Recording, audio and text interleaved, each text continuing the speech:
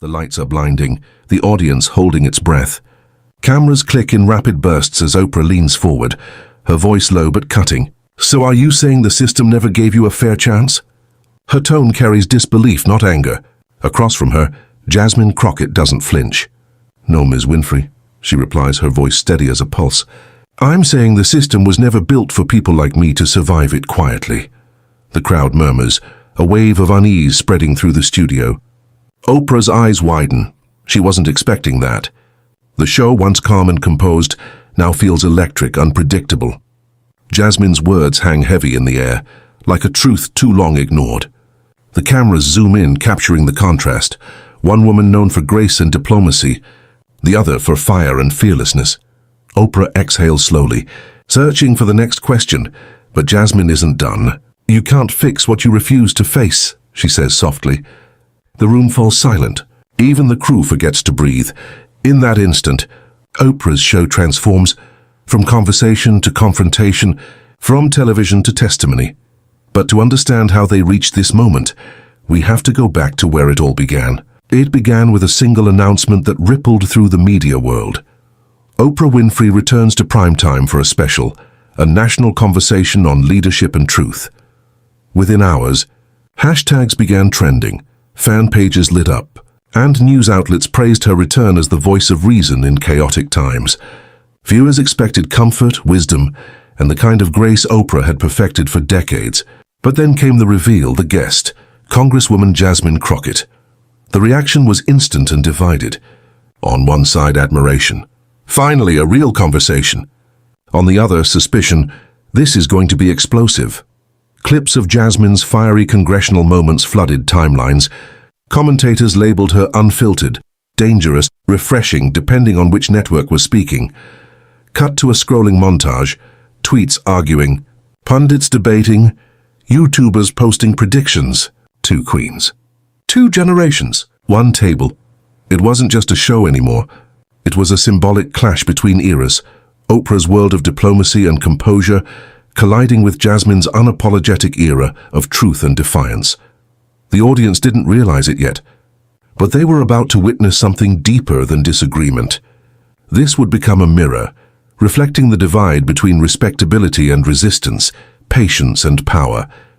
What was supposed to be a friendly discussion quickly turned into a historic standoff that no one expected. And when Jasmine took her seat across from Oprah, the air shifted, the calm before a cultural storm. Before the confrontation ever began, Oprah Winfrey was already a legend, her story etched into American memory like scripture. From a dirt floor cabin in Mississippi to global fame, she had climbed her way through the impossible. Every hardship became a lesson, every heartbreak a chapter in her gospel of self-worth. The world didn't just watch Oprah, it trusted her. She had become the high priestess of empathy, the architect of televised healing. But legacy has its shadows. Behind the polished calm and velvet tone lived an unspoken anxiety that her era of measured grace might be fading. She'd built her empire on conversation, not confrontation, yet the new generation spoke with fists in the air and fire in their throats. They didn't pause to persuade. They demanded to be heard, and that unnerved her. As Oprah prepared for the interview, she reviewed Jasmine Crockett's clips, those viral, blistering moments that split the internet. She watched the young Congresswoman dismantle opponents twice her age, calling out hypocrisy with surgical precision. To Oprah, it felt reckless. They call her bold, she thought. I call her reckless. She didn't dislike Jasmine. In fact, she saw pieces of her younger self there, the raw hunger, the unrelenting drive. But she worried that anger would drown the message, that fury would replace grace. To Oprah, leadership was about mastery of emotion, the power to stay centered when the world spun madly. To Jasmine, that sounded like silence dressed as civility. As she stood backstage before the show, Oprah inhaled deeply. She still believed in teaching through patience, in elevating through understanding. The world was loud enough already. She wanted to remind people that calm could still command respect. Yet somewhere inside, a different voice whispered. It asked whether her restraint had become a form of distance, whether, in her quest for universality, she had grown too careful, too polished to shake the walls anymore. Still, as the cameras began to roll, She straightened her jacket and smiled, confident she could guide this young woman through the fire without burning herself. She'd faced politicians, actors, presidents. She could handle passion. She believed she could shape this moment, just like she had shaped every conversation before it.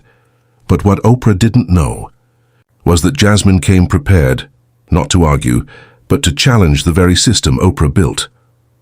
Jasmine Crockett's story didn't begin in marble halls or bright studios. It began in the noise and grit of the South, where injustice wasn't a headline. It was a neighbor. Her childhood was marked by sirens, street corners, and the steady rhythm of a mother's prayer.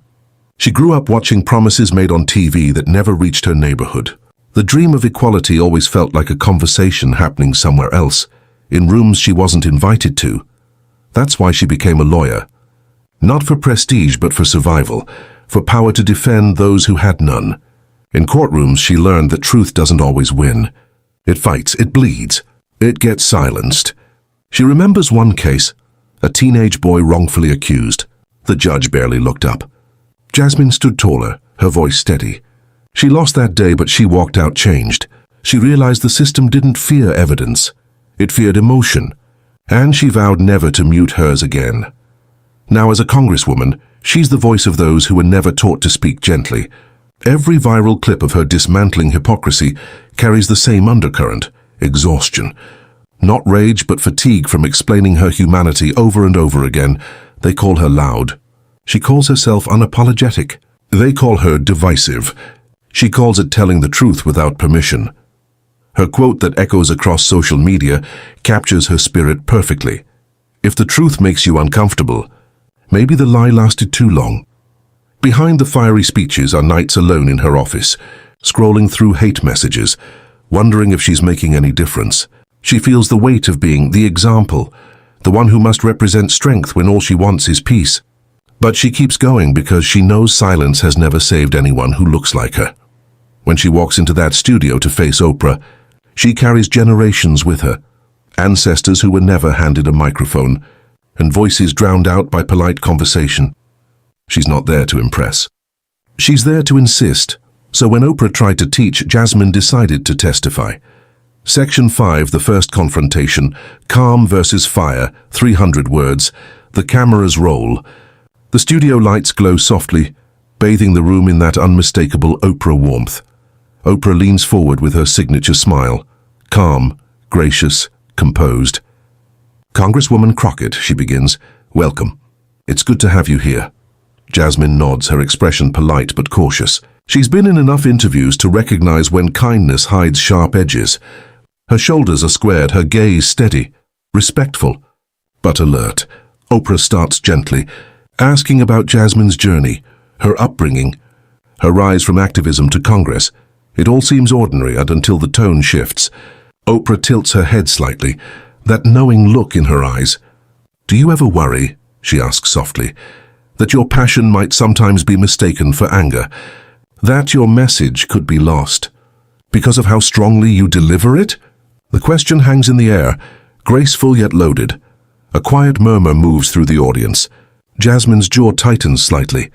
She takes a breath, deep, deliberate. Then she meets Oprah's gaze. Sometimes, "Miss Winfrey," she says, her voice even, "passion is what the system calls anger, when it can't control the truth." A ripple moves through the crowd, audible gasps, whispers, a few claps that grow louder by the second. Oprah's eyes widen, not in offense but recognition. She knows that line will travel. Within minutes, producers backstage are exchanging looks. Someone types the quote into a tweet draft. A clip editor marks the moment with a sharp tap on the keyboard. The tension isn't hostile, it's electric. Two powerful women, two eras of influence, meeting not as enemies but as mirrors of history. And yet Oprah leans in once more. Calm, deliberate, she isn't done, and Jasmine, she isn't backing down. The air in the studio feels different now, thicker, charged. What began as a respectful conversation has turned into something far more intense. Oprah sits upright, hands folded neatly on her lap, eyes locked on Jasmine. The warmth from earlier is gone, replaced by something steely, almost surgical. "Congresswoman," Oprah begins, her voice smooth but firm, You speak with great conviction, but some say your tone divides more than it unites. That your words alienate the very people you're trying to reach. There's no mistaking the shift. The applause dies down. A few audience members exchange uncertain glances. The air hums with anticipation. Jasmine doesn't look away. She adjusts the microphone clipped to her jacket and answers, calm but cutting. It's interesting, she says slowly, how the same truth sounds different depending on who says it. When power speaks with fire, it's called leadership. When we do it, it's called division. Oprah's expression remains poised, but the faintest flicker of unease crosses her face. But leadership, she counters, is also about persuasion, about bringing people together even when they disagree with you. Jasmine nods. I agree. But you can't bring people together by pretending there isn't a wound. You can't heal what you won't name. A murmur ripples through the audience again, louder this time. Cameras zoom in, capturing every blink, every breath, every tightening of the jaw. Oprah presses on. But surely you see, she says, that anger, even righteous anger, for it can close ears before it opens hearts. That's when Jasmine leans forward, her tone rising just enough to slice through the still air. Ms. Winfrey, she says, you had the microphone for decades. We're just now getting one, and already they want us quiet. The words land like a thunderclap. Oprah pauses, visibly recalibrating. The studio falls utterly silent. Oprah's reply comes after a long breath, calm, deliberate. And yet, she says softly, the way you use that microphone determines whether anyone listens. The line is classic Oprah, wise, composed, unshakable. The audience exhales in admiration, but Jasmine doesn't blink. Her voice is low, unwavering. Then maybe, she says, they were never listening. Maybe they were just waiting for someone safe. Gasps erupt. The tension is no longer subtle and it's raw, magnetic, alive. Oprah's jaw tightens slightly, her posture perfect, her smile frozen between grace and restraint. Backstage, producers exchange frantic looks. One whispers, "This is going viral." The cameraman doesn't dare move and every second feels historic. The audience can feel it too.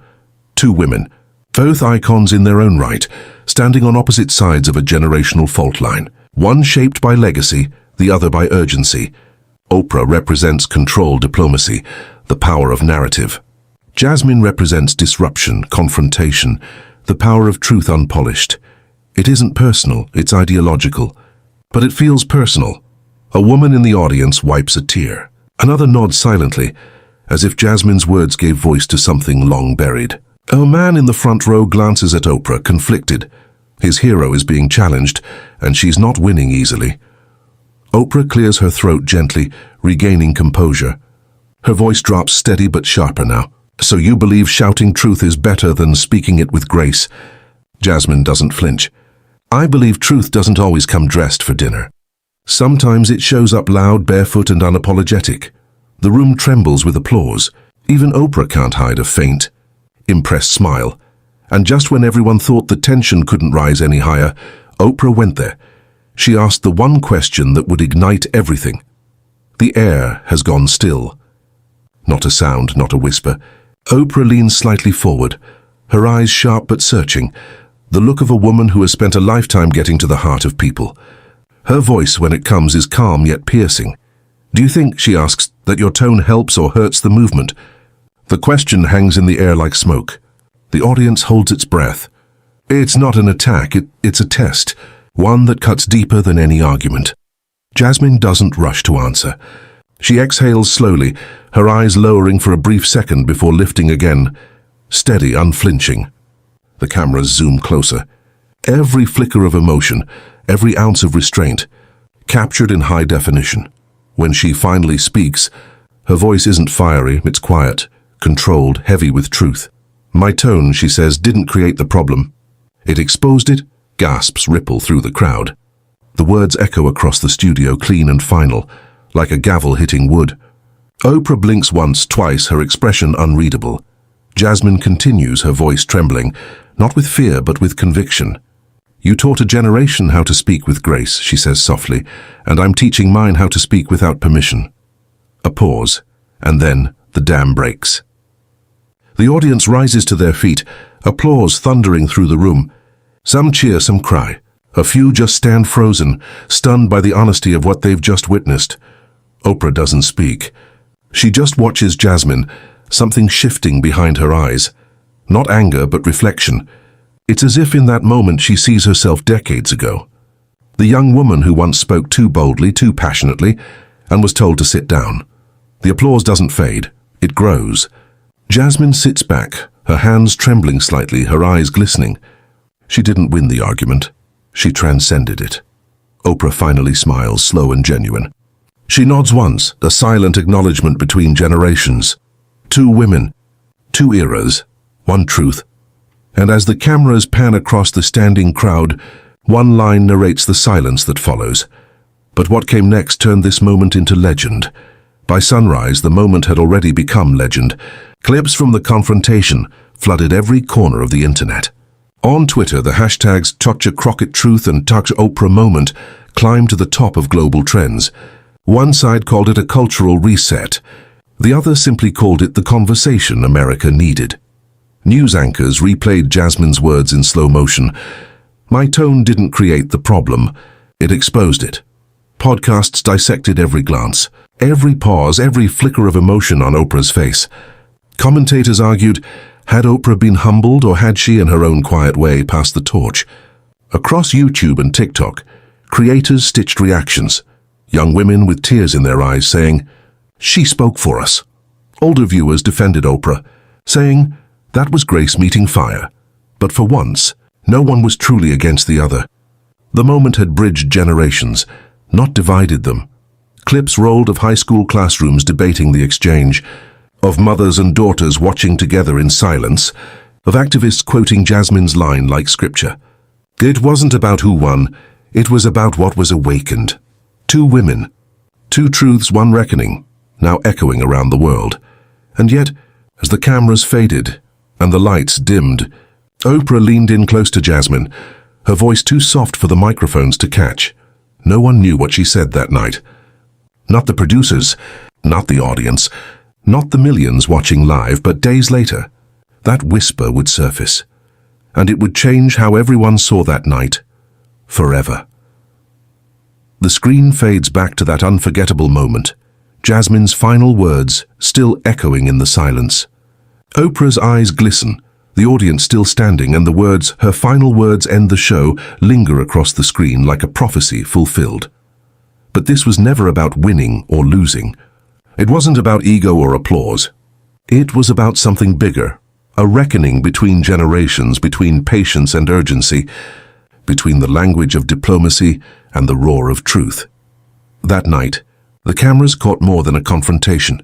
They captured a shift, a reminder that sometimes the world doesn't change through comfort. It changes through confrontation. As the lights fade, the narration slows. Don't ask who was right. Ask what was revealed. Because in that studio, two women didn't just talk. They told the story of every voice that's ever been silenced, every truth that's ever been buried, and every dream that refused to die quietly. If this story moved you, subscribe for more real stories of courage, conflict and truth. Because silence never changed the world. But voices like these just might.